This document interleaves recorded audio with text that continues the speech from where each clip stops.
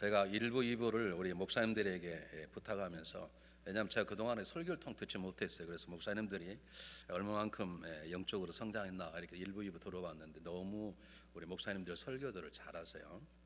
특히 2부 때 우리 김준호 목사는 이런 질문을 던졌습니다. 여러분 똑같이 물어보겠습니다. 여러분 지난주 제가 했던 설교 제목이 생각나시는 분? 네. 지난주 설교 제목이 뭐던가 유독정 목사님?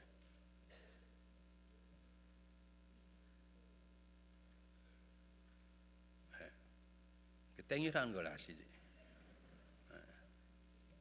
지난주에 제 설교 제목이 뭐던가요? 뭐라고요? 하나님과 함께 시작하라. 물론 예수님과도 맞지만 그런 정확히 말하면 다릅니다. 하나님과 함께 시작하라. 그게 제 설교의 제목이었어요. 오늘은 뭐냐면 어떻게 하나님과 함께 시작한다는 게 어떤 것이에요? 우리 설교를 성경 공부를 추상적으로 해요. 하나님과 함께 시작하자. 하나님과 어떻게 하냐? 하나님과 함께 시작하는 거예요. 그래서 하나님은 얼마나 친절하시고 자비하신 분이신지 창세기 2장을 통해서 우리 하나님과 함께하고 함께한다는 것이, 하나님과 함께 손을 잡고 살아간다는 것이 어떤 것인가를 창세기 2장이 저희들에게 정확하게 증명하고 있습니다. 이게 하나님의 자비로우심입니다. 우리가 말씀을 읽어야 될 이유가 있습니다. 누구나 다 압니다. 하나님과 함께 살아가자. 어떻게 하는 하나님과 함께 살아가냐고요. 남에게 얘기할 수 있습니까? 여러분 자녀가 엄마 지난주 설교 제목이 하나님과 함께 살아가자며. 그래, 근데 어떻게 하는 것이 하나님과 함께 살아가는 거야? 물어보면 여러분 뭐라 그러겠습니까? 설마 할 수 있겠습니까? 하나님은 너무도 인자하고 자비하셔서 우리들에게 그렇게 추상적으로 나 함께 살아가자라고 말하는 것이 아니라 어떻게 하는 것이, 무엇이 하나님과 함께 살아가신가를 우리에게 보여주고 있습니다. 그리고 그를 위해서 직접 무대를 만드시고 하나님과 함께 살아가는 방법과 훈련을 우리를 통해서 시켜주시는 것입니다. 그게 창세기 2장에 나와 있습니다. 듣다 보면 여러분 아시고, 이렇게 하는 하나님과 함께 살아가는 것이구나. 하나님은 인간에게 아름다운 하나님의 형상대로 우리를 지었을 뿐만 아니라 우리에게 그분의 할 일들을 우리에게 맡기셔서 하나님 우리를 통해서 일하시는 놀라운 은혜를 우리에게 베푸실 뿐만 아니라 우리에게 에덴의 동산이라는 아름다운 낙원 같은 곳을 인간에게 지으시고 그곳에서 하나님과 함께 살아가는 훈련을 시작하였습니다. 에덴의 동산이라는 말은 낙원, 희락, 더할 나위 없는 기쁨이라는 단어입니다. 우리 언어로 어떻게 표현할 수 없는, 성경을 가지고는 우리가 자세히 알 수 없는 너무너무 아름답고 복된 곳을 인간에게 허락하시고 그곳에서 우리에게 처음부터 하나님과 함께 살아가는 삶을 살아가도록 했어요. 여러분 잘 기억하세요. 에덴의 동산은 누가 만드셨어요? 하나님 만드셨어요. 완벽하게 부족함이 없게 만드셨어요. 그러나 에덴의 동산은 하나님이 만드셔서 인간에게 살아가도록 인간에게 선물로 준 곳이지만, 그러나 그것은 운명적으로 결정된 세상이 아니라는 걸 놓쳐서는 안 됩니다. 그 말은 무슨 말이냐면 에덴의 동산에서 아름다운 것을 주셔서 정말 평안하고 즐겁고 복된 삶, 어떻게 말할 수 없는, 다 표현할 수 없는 기쁨을 누리는 그런 아름다운 보금자를 마련해 주셨지만, 그러나 그것이 자동적으로 아담과 이브에게 우리의 삶 속에 자동적으로 적용되는 세상이 아니라는 것입니다. 하나님은 인간에게 에덴의 동산에 살게 하시면서 자유의지를 주셔서 우리가 주권적으로 에덴의 동산에서 하나님이 주신 은혜를 누리고 살아갈 수도 있고, 우리가 그 자유의지를 잘못 사용하면 그 에덴의 동산 쫓겨나 살 수도 있는 것입니다. 에덴의 동산은 하나님의 선물로 주셨지만 그곳에서의 아름다움의 삶의 열매는 하나님에게 달려있는 것이 아니라 하나님의 은혜를 받아 살아온 우리의 손에 달려있는 것입니다.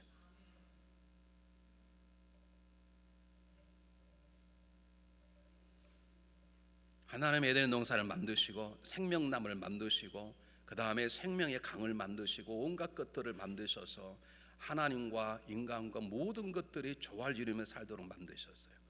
그러나 그렇게 됐기 때문에 모든 게 저절로 되는 게 아닙니다. 이제는 에덴의 동산의 관리와 통치는 하나님의 손에서 인간의 손으로 넘어왔기 때문에 에덴의 동산은 하나님의 삶의 방법에 순종해서 그 삶의 방법에 순종할 때 우리에게 주어지는 것이고, 우리에게 주어진 그 주권적인 통치의 능력 우리가 잘못 사용하면 이제 다음 주에 보게 되는 것처럼 아담과 이브처럼 에덴의 동산에 쫓겨나는 삶을 살 수 있다는 것이 하나님이 주신 창조의 중요한 질서입니다. 이것은 오늘 우리들에게도 동일합니다. 왜 똑같은 교회인데 어떤 분은 은혜 받고 어떤 분은 시험이 드는가? 왜 똑같은 한 목사의 설교 어떤 사람은 은혜 받고 어떤 사람은 왜 시험이 되고 상처를 받는 것인가? 제가 제 자신을 변명해서가 아니라 하나님 우리 모두에게 은혜를 주시고 계십니다. 믿습니까? 하나님 우리 모두를 사랑하셔서 때에 따라 우리에 맞는 은혜를 주세요. 심지어 악한 자에까지 은혜를 베푸신 분이시니까 그분의 자녀된 자에게 하나님 얼마나 넉넉히 베푸시겠어요. 근데 왜 우리의 삶이 우리가 하나님 없는 사람처럼 살아갈 때가 있는가? 하나님 내게 주신 나의 자유의지란 내 주권적인 능력을 잘못 사용하면 어떤 사람은 하나님 은혜 가운데 정말 감사해서 그 사람을 보기만 하면 은혜 받은 사람의 모습이 보여지고 그 사람을 보기만 하면 하나님의 모습이 생각이 내고 그 사람 입을 열면 주님의 향기가 나타나고 그렇게 살아가는 사람이 있는가 하면 하나님의 은혜 속에 살아감에도 불구하고 자기의 삶을 자기 감정으로만 자기 방법으로만 자기 유익으로 따져버리면 은혜 속에 살면서도 은혜를 누리지 못한 채 은혜 받지 못한 사람처럼 그리스도인이면서도 그리스도인답지 않게 하나님의 자녀이면서도 사단의 자녀처럼 살아갈 수 있는 것이 저와 여러분이 있는 삶의 현장입니다. 여러분 어떻게 살아가고 계십니까? 이렇게 좀 표정을 밝게 하세요. 새해가 돼가 정신이 없으시겠지만 이렇게 얼굴 좀 피시고 목회자 보고 웃어줘야 제가 힘이 난다는 걸 아십니까? 제가 좀 심각한 얘기를 여러분 웃어줘야 제가 심각한 얘기를 여러분 심각해보면 제가 설교를 하다가 멈출 수밖에 없어요. 하나님께서는 에덴의 동산을 지으시면서 그것이 우리에게 운명적으로 결정된 것이 아니기 때문에 그 에덴의 동산에서 하나님과 우리가 하나님을 선택하고 생명의 원리를 선택하고 성령의 능력을 선택하면서 살아갈 때 에덴 빛이 더할 수 있도록 우리들에게 5가지의 삶의 원칙을 주셨습니다. 그 원칙에 순종하면 우리는 하나님 우리에게 주시고자 하는 아름다운 삶을 정말로 멋지게 살아갈 수 있습니다. 아무리 좋은 에덴의 동산일지라도 그 5가지 하나님이 세우신 삶의 원칙에 순종하지 않으면 우리는 에덴의 동산이 세상과 똑같은 곳으로 변해버리는 그런 삶의 상황에 놓이게 되는 것입니다.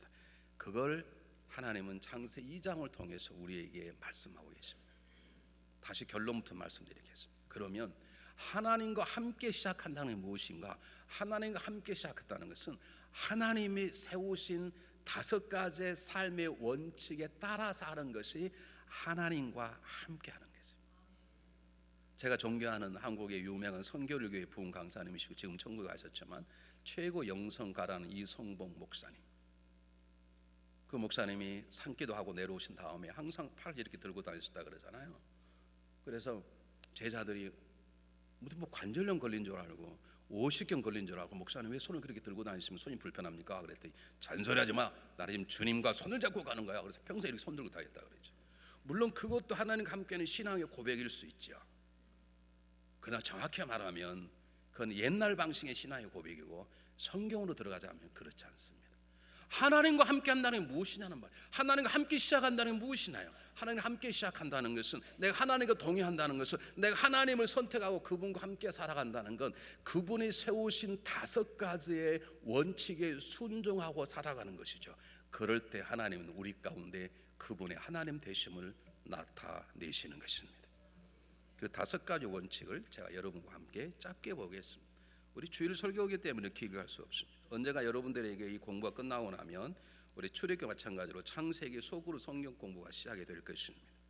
자, 우린 첫 번째 한번 보시기 바랍니다. 1절, 2절, 3절 제가 다시 한번 읽어보겠습니다. 굉장히 중요한 말씀입니다. 천지와 만물이 다 이루니라. 하나님이 지으시던 일이 7째 날 이를 때에 마치니 그 지으시던 일이 다음으로 7째 날에 안식하니라. 하나님이 7째 날을 복주사 거룩하게 만드셨으니 하나님이 그 창조하시며 만드시던 모든 일을 마치시고 이 날에 안식하였음이니라 그랬습니다. 첫 번째, 하나님이 우리 주시는 삶의 첫 번째 원칙이 무엇인가? 우리가 이 은혜 시대 속에 살면서 하나님의 은혜를 지속적으로 누릴 수 있는 첫 번째 삶의 원칙, 하나님과 함께 삶의 원칙은 먼저 하나님과 함께하며 하나님의 은혜를 먼저 받는 것입니다. 일하고 은혜 받는 게 아니고요, 하나님의 은혜를 먼저 받고 그 다음에 일하는 것이죠. 여러분 잘 보십시오. 하나님께서 6일 동안 천지 만물을 창조하셨어요. 그리고 7일째 되는 해는 하나님이 안식하시고 그날을 축복하시고 그날을 성별하셔서 여섯째 날과 다른 복된 날로 만드셨어요. 그게 무슨 의미가 있는가? 인간의 여섯째 날 인간을 만드셨어요. 그리고 인간의 첫 번째 삶의 시작은 일함이 아니라 하나님 형상대로 창조되기 때문에 하나님 뜻을 따라서 에덴의 동산을 다스리고 섬기는 것이 먼저가 아니라 하나님이 성별로 만드신 일곱째 날 먼저 하나님과 함께 안식을 취하고 그리고 나서 일을 시작했어요. 이게 하나님의 은혜예요.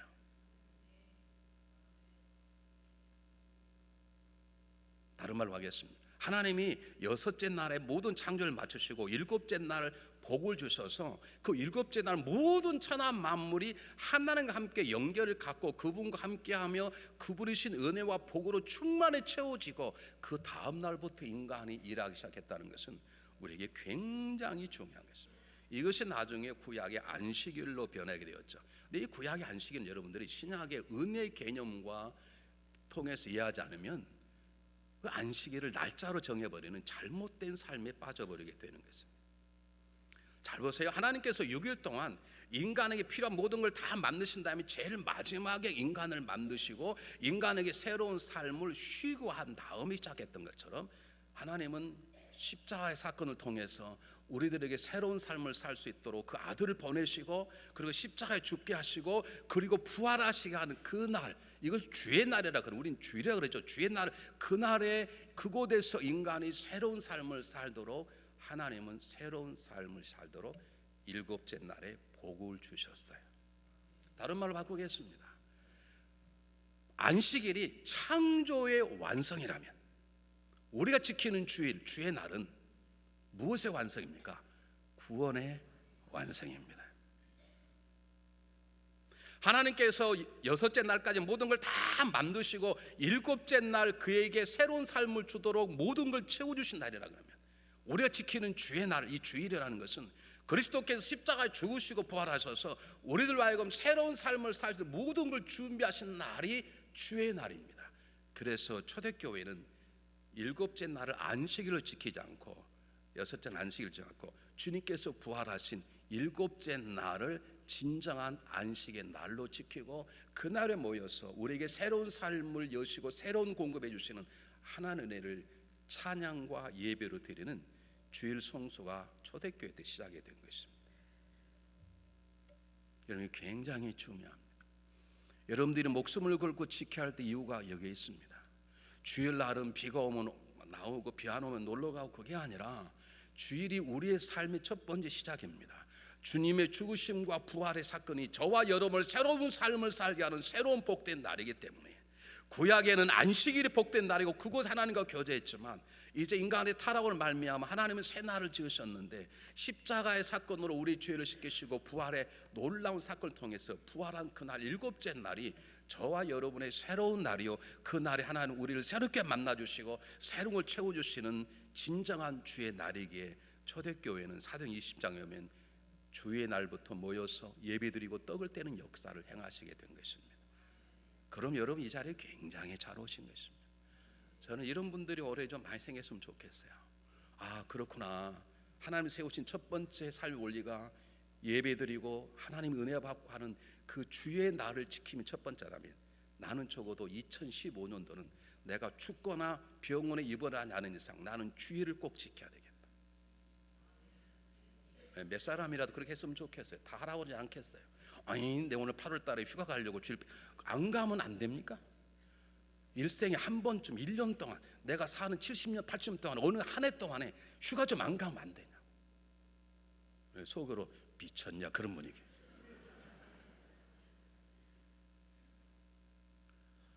하나님과 함께하는 첫 번째가 거룩한 주를 주잡혀 와서 주님의 은혜를 받고 그분과 교제하고 성도와 교통하고 성도를 섬기는 그 아름다운 진정한 주의 날에 하나님과 교제하는 첫 번째라면 왜 1년에 한 번쯤 평생에 1년에 한 번 나는 50년 나는 한 번도 빠진 적이 없다. 은혜부터 받아야 되겠다. 그런 마음으로 살아갈 수 없는 것인지.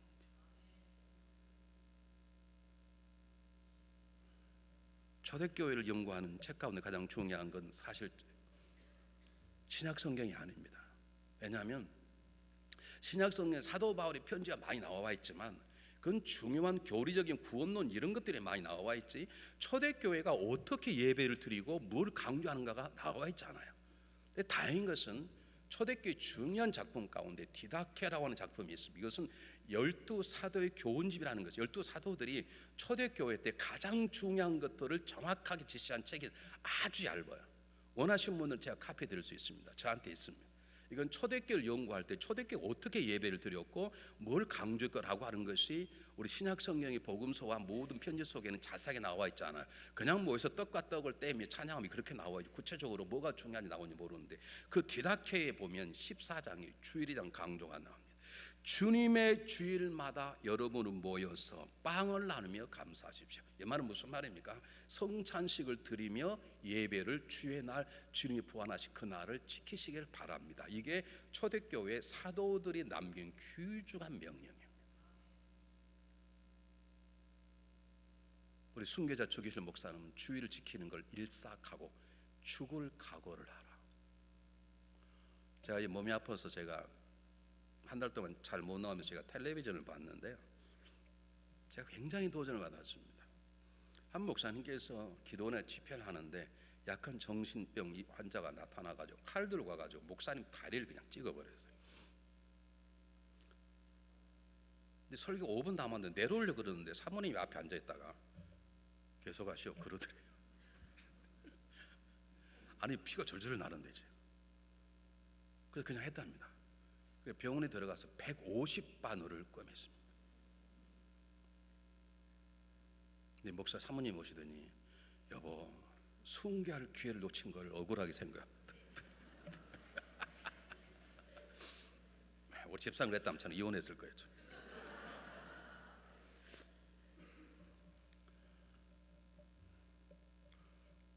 휠체어를 타고 예배를 드린 거예요.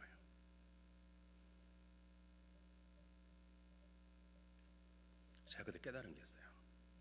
그분 저도 얼굴도 못생겼고요, 설교학적으로 그분 설교학 빵점이세요. 우리가 배운 설교학은 빵점이세요. 그런데 그 설교가 먹혀서 몇만 명이 모인 이유는 그분의 믿음. 아니 피가 철철철 나는데 지금 어떻게 사모돼가지고 계속 하시오 그런 말했나. 우리가 주의를 그렇게 지키면 안 되겠습니까? 2015년 1년 동안 우리 휴가 가지 말자. 1년 동안 다른 날 가고 주일날만큼 휴가. 우리는 휴가를 많이 가, 주일날 많이 가잖아요. 왜? 주일날 가야 비행기표가 싸니까. 이런 비겁한 사람들이 많지.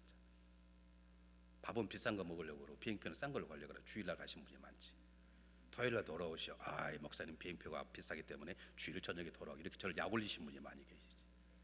비싼 걸 내가로 토요일날 와서 주의를 지키면 안 돼요. 왜냐하면 그것이 하나님과 함께하는 삶의 첫 번째 원리이기 때문에 그렇습니다. 여러분 주의 날은 하나님 인간을 위신 가장 복된 날입니다. 안식일이 창조의 완성이라면 주의 날은 구원의 완성이기 때문에 저와 여러분이 구원의 새로운 삶을 살려면 매주일마다 이곳에 와서 떡을 떼며 하는 성찬식은 매주일 안 하더라도 하나님께 영광을 돌리고 하나님께 기쁨의 제사를 드리고 그리고 내 삶을 드리고 이것에 모여 받은 은혜를 서로 나누고 성도를 섬기는 그런 은혜 받는 일들이 제일 먼저임을 마음속에 새기시기를 바랍니다. 두 번째입니다. 두 번째가 뭔가? 여러분 성경 한번 보시기 바랍니다. 7절 한번, 여호와 하나님이 흙으로 사람을 지으시고 생기를 그 코에 불어 넣으시니 사람이 생명이 된 자라 그랬습니다. 여러분 하나님이 보기에 흙으로란 말은 먼지 티끌입니다. 여러분 우리의 몸이 먼지와 티끌이에요. 너무 제발 우리 몸에 이렇게 제가 가끔 잘생겼다 하는 것은 여러분도 잘생겼으니 그냥 사실아 이 뜻입니다. 저만 잘생겼다는 게 아니고 제가 잘생겼다 하는 건 여러분도 잘생겼으니 그냥 사실아 그 말이에요. 제발 얼굴에 뭘 하려고 하지 마시고. 아멘이 안 나오시지? 난 여러분이 손 떼는 날까지 계속 말할 거예요. 우리 집사람이 거기 오고 제발 그만 좀 말해. 시험 들어. 시험이 들려면 들고 맘대로 하세요. 여러분, 우리 육체는 흙이에요. 티끌이에요. 거기에다가 뭘 그렇게 많이 투자를 하세요? 그 티끌 같은 연약한 존재에 하나님이 코에 후 하고 하나님이 생기를 넣었다. 생기는 생명의 호흡 루아 이렇게 말해요. 이것이 뭐냐? 하나님이 생명을 주신 거예요. 하나님의 영을 부어 넣어 주셨더니 그게 생명이 된지라. 생명은 특별한 뜻은 아닌 것 같지만 생명이란 말은 그냥 리빙 빙 존재하는 어떤 존재가 아니라 하나님과 교통하고 하나님과 대화할 수 있고 하나님과 친밀한 사귐을 나눌 수 있는 영적인 존재가 되었더라 이 말입니다. 동물도 살아 있습니다. 그러나 하나님의 생기가 생명의 호흡이 들어있지 않기 때문에 동물들은 하나님과 교제하지 않습니다. 하나님이 교제할 수는 있겠죠. 그러나 우리처럼 하나님과 교제하는 것은 우리 안에 하나님의 생기가 들어있기 때문입니다. 이것은 굉장히 중요합니다. 여러분, 고린도서 16장 6장 19절 20절 뭐라 말합니까? 너희는 너희 하나님부터 받은 바된 너희 안에 거하시는 성령의 전인 줄 알지 못하느냐? 성령이 우리 안에 거하시는 거예요. 그렇기 때문에 너희는 너희 것이 아니니라 값으로 산 것이 되었으니, 어떤 값을 주고 산 거예요? 예수 피값으로 산 것이니 너희 몸으로 하나님께 영광을 돌리게 하라. 이게 삶의 두 번째 원칙이 무슨 말입니까? 거룩한 삶을 살라는 거예요. 하나님의 거룩한 성소로 살라는 것이에요. 어떤 분이 저에게 걱정을 많이 하세요. 목사님, 예전에는 꽃꽂이를 많이 요즘 안 해가지고 교회가 펑한 이상하지 않습니까? 목사님 좀 광고를 하셔가지고 많은 분들이 좀 꽃꽂이 할 수 있도록 좀 하면 어떻겠습니까? 그래서 제가 No, 저는 꽃꽂이 싫어하지 않습니다. 하실 분 하십시오. 또 우리 교회 꽃가게 하신 분 오해 없이 들으세요. 저는 꽃꽂이가 싫은 게 아니에요. 여러분, 교회는 꽃꽂이로 교회를 장식하는 것이 아니에요. 교회는 성도들의 거룩함으로 교회를 장식하는 것이에요. 제가 강조하는 그걸 말하는 거예요. 꽃꽂이 하시면 아세요. 그건 죄가 아니에요. 그러나 이왕이면 살아있는 거 자르지 말고 그냥 화분을 갖다 놓으면 훨씬 좋다고 생각하는 것이고, 더 중요한 건 살아있는 우리들의 삶의 아름다움, 거룩함으로 교회를 장식하는 것이지 다른 거 장식하는 게 아니에요. 꽃꽂이 하려면 하세요. 저는 죄라고 여기지 않아요. 그리고 저는 돈에 민감하기 때문에 한 번은 100불 150불이면 선교사 한 달 살잖아요. 선교사 한 달 살잖아요. 저는 그렇게 하자는 것이지 하는 게 죄라고 생각하고 하는 게 싫어서가 아닙니다. 제가 강조하는 건 꽃으로 제단을 장식하는 건 죄는 아니지만 이 아름다운 교회의 모습은 저와 여러분의 거룩함으로 세우는 것이죠. 우리가 예수 믿어서 부유함이 되고 내가 예수 믿어 질병이 치료되고 내가 예수 믿어 능력을 얻는 것보다 중요한 것은 내가 예수 그리스도의 피로 내 안에 계시는 성령님이 나를 통해서 마음껏 역사할 수 있도록 내 안에 거룩함을 회복하는 것입니다. 이게 안 되네. 나도 안 되고 여러분도 안 되고 이게 안 되네.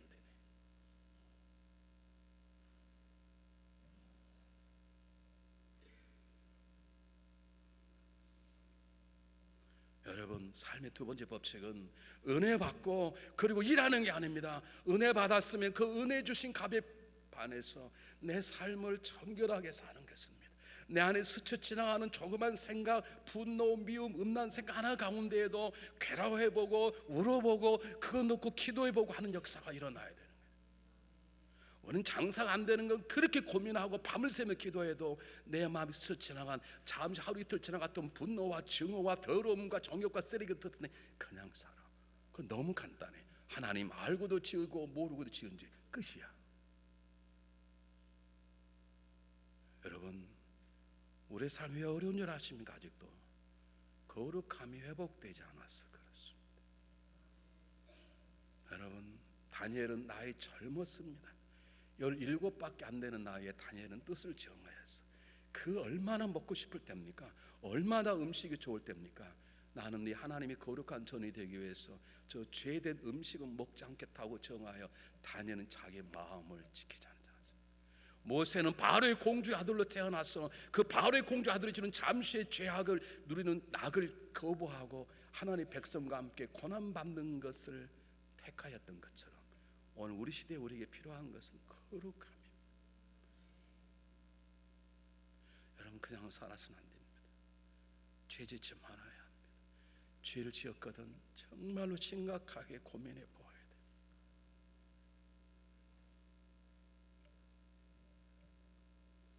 우리가 은혜를 받고 첫 번째 하나님께 돌려될 열매는 능력이 아닙니다. 기적이 아닙니다. 그것은 거룩함의 열매입니다. 이것이 하나님이 꽉 거하는 두 번째 방법입니다. 세 번째입니다. 여러분 9절 10절 보시기 바랍니다. 여호와 하나님이 그 땅에 보기에 아름답고 먹기에 좋은 나무가 나게 하시니 동산 가운데는 생명나무와 선악이라는 나무가 있더라. 강이 에덴의 바다에 동산을 적시고 거기부터 갈라 네 근원이 되었으니, 에덴 동산 중앙에 생명나무와 선악과 하는 나무가 있었고, 그리고 강이 있었어요. 강이 네 개로 나눠졌다 그러지만 원래 강은 하나예요.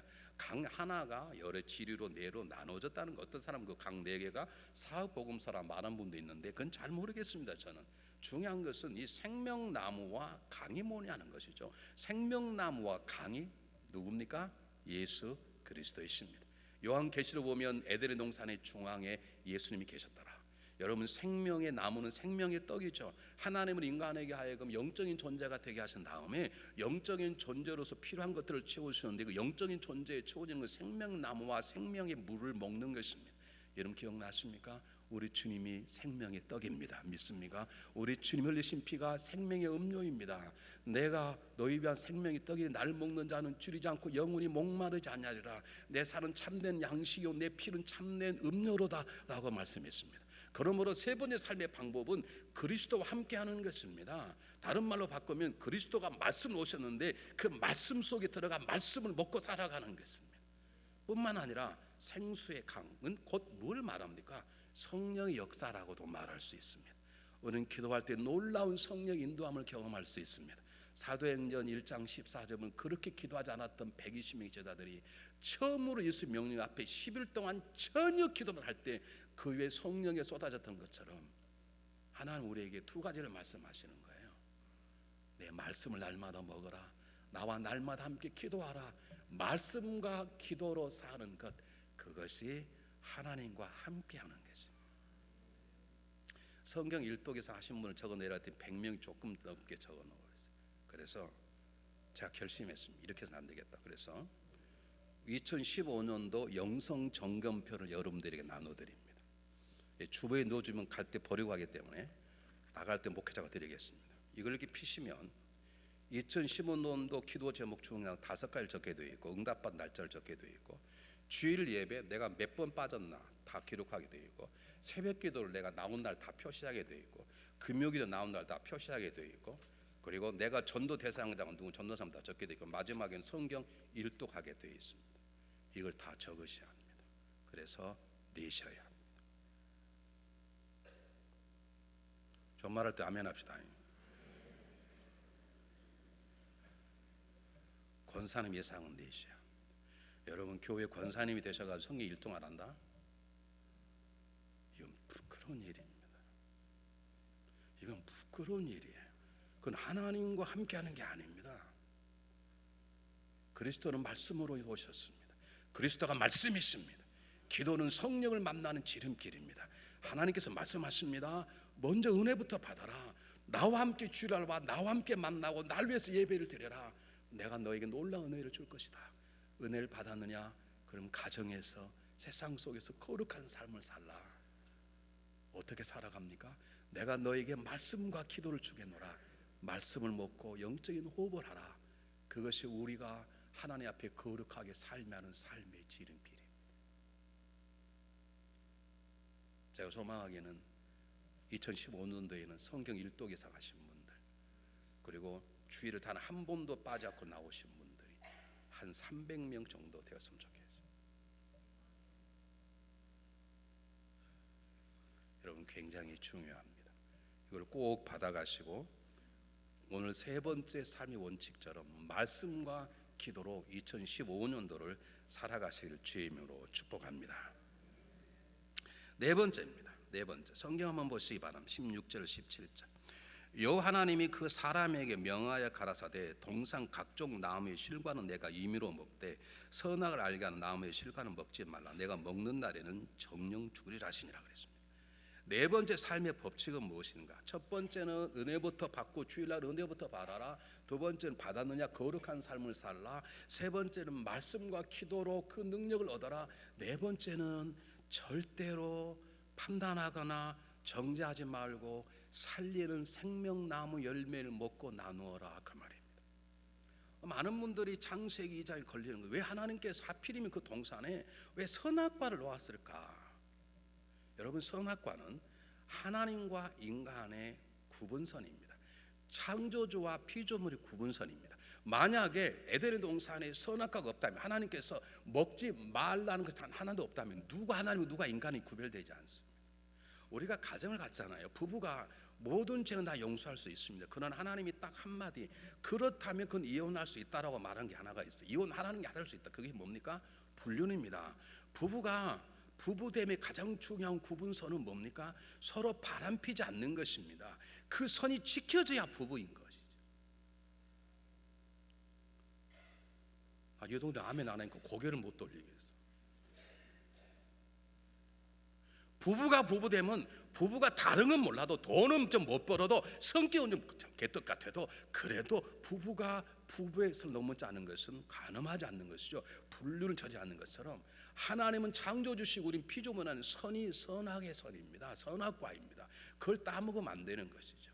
그분은 우리에게 명령자, 우리는 그 명령에 순종자인 거죠. 이것을 나타내는 구분선이 선악과입니다.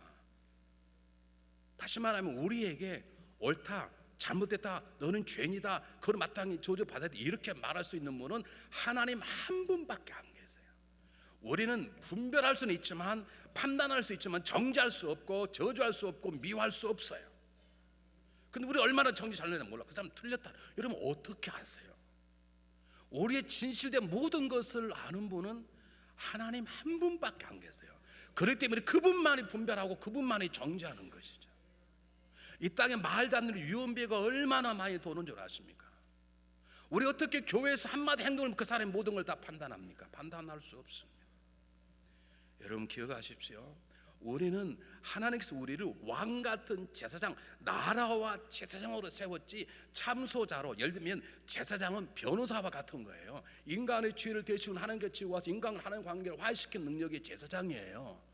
우리는 참소자, 검사로 우리는 임명받지 않아요. 우리는 판사로 임명받지 않았어요. 판사는 하나님이 하시는 것이죠. 이 영역을 지키며 살아라는 것이죠. 적극적으로 말하면 용서해주고 이해해주고 기다려주고 세워주는 삶을 살라는 것이죠. 여러분 너무나 잘 아는 얘기 있지 않습니까? 간음하다 잡혀온 여인에게 주님이 뭐라고 묻습니까? 너를 정죄한 자가 있느냐? 없습니다. 나도 너를 정죄하지 않노니. 주님도 간음하다 잡혀온 여인을 정죄하지 않아요. 그 죄다 잡혀왔는데, 죄를 범했는데 내가 너를 정죄하지 않으니 가서 다음부터는 죄 짓지 말라.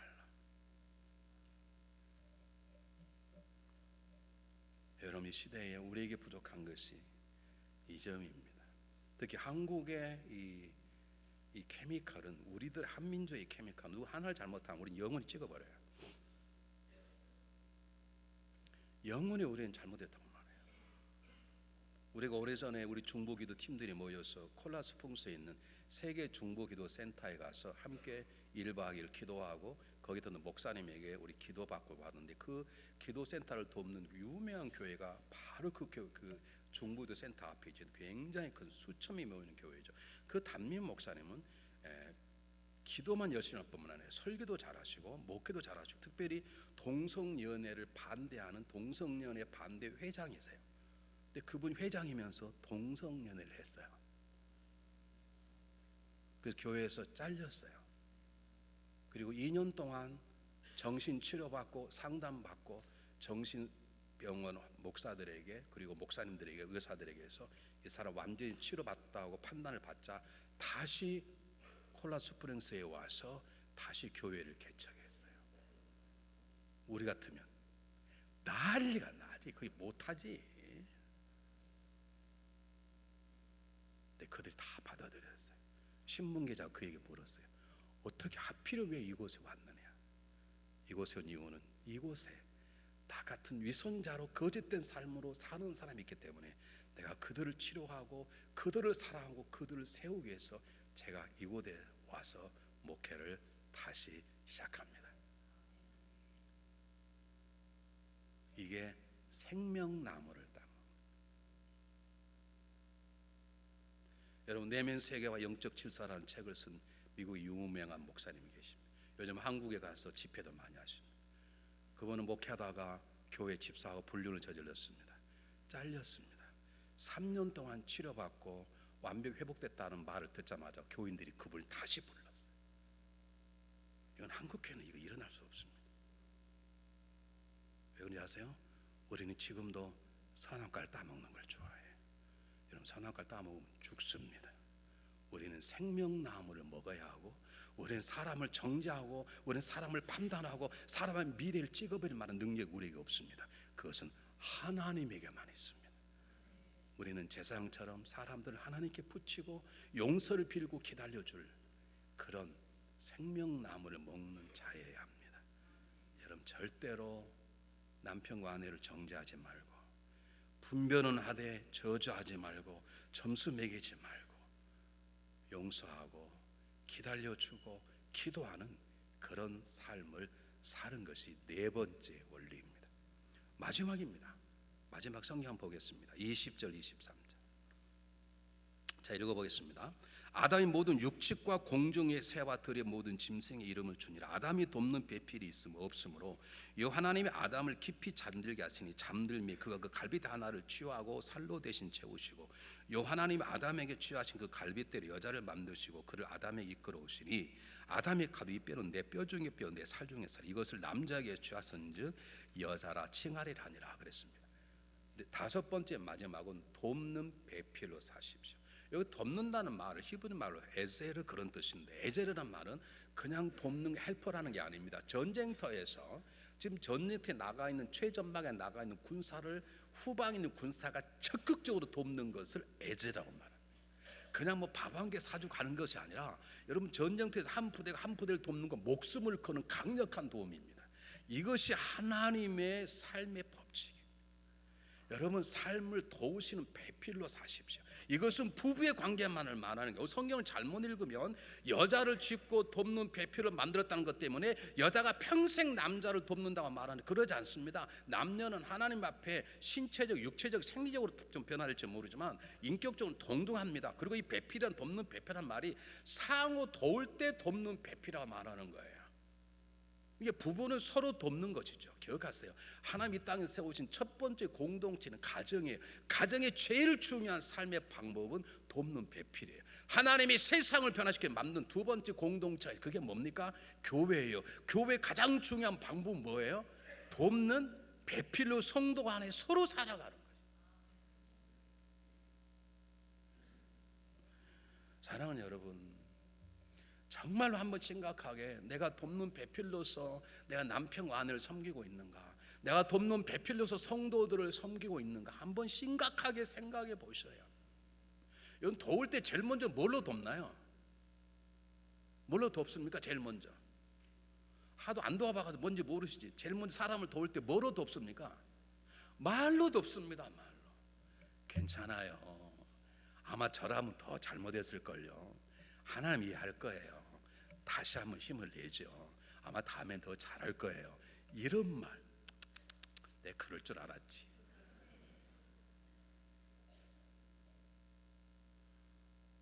여러분 조심하세요. 우리 교회는요, 엉뚱한 무서운 사람 몇 사람 있습니다.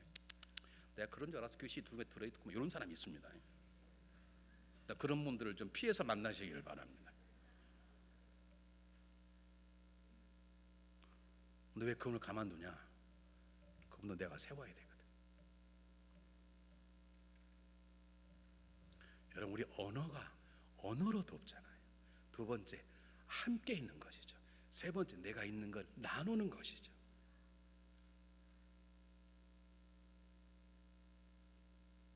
한국의 유명한 가수 이효리가 쌍용 자동차 데모하는 사람이 있는데, 그들이 내려오면 내가 비키니 차림을 춤을 추겠다 그래가지고 욕을 바가지로 얻어먹었어요.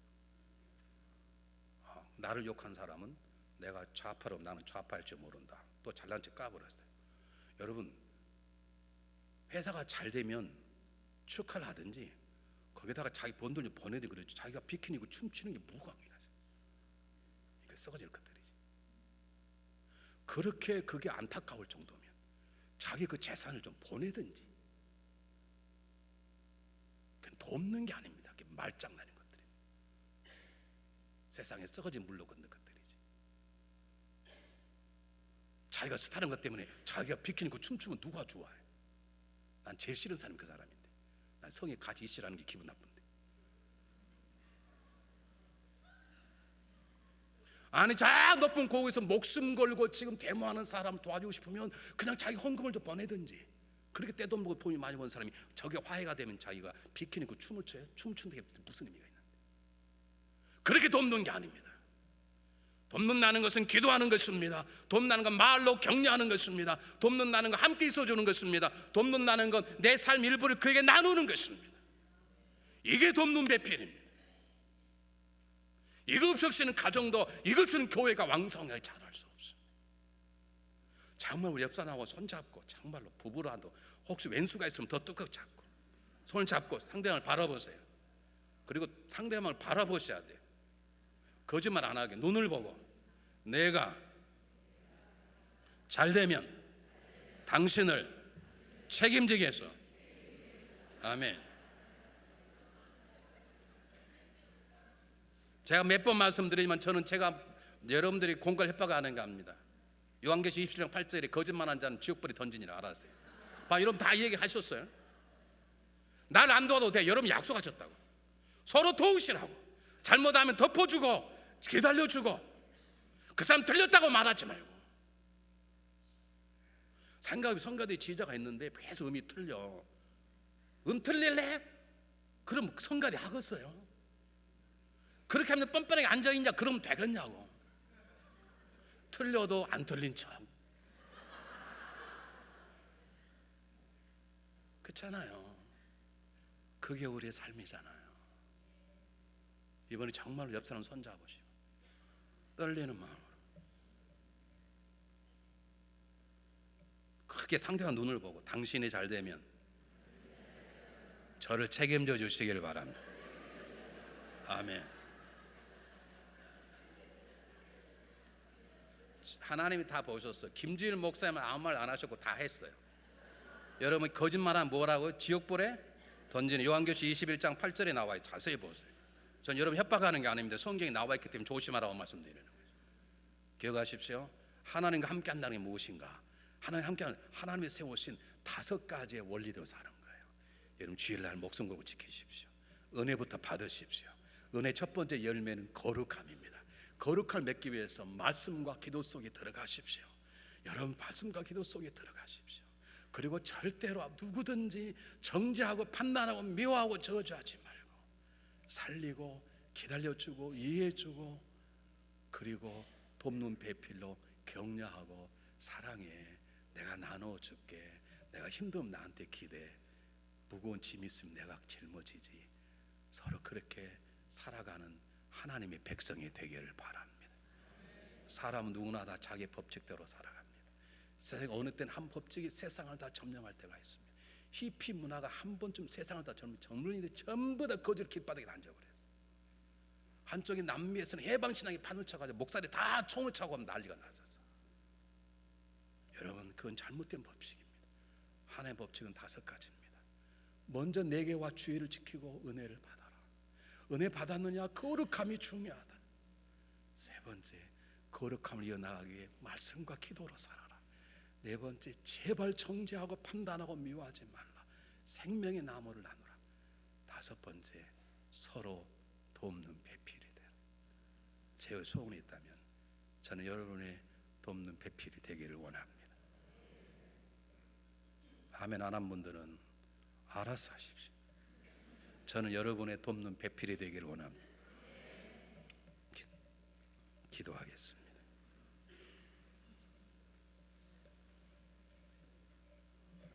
사랑의 하나님 감사합니다. 우리가 아름다운 은혜를 주시고 그 은혜가 우리 속에 작동될 수 있도록 우리들에게 5가지 삶의 매뉴얼을 주시니 감사합니다. 자동차에도 매뉴얼이 있고 모든 것에 매뉴얼이 있는 것처럼 하나님의 방법대로 살아 하나님과 함께 살아가는 것이 삶 속에 나타나기를 원합니다. 주님 5가지 원리 잃지 않게 하소서.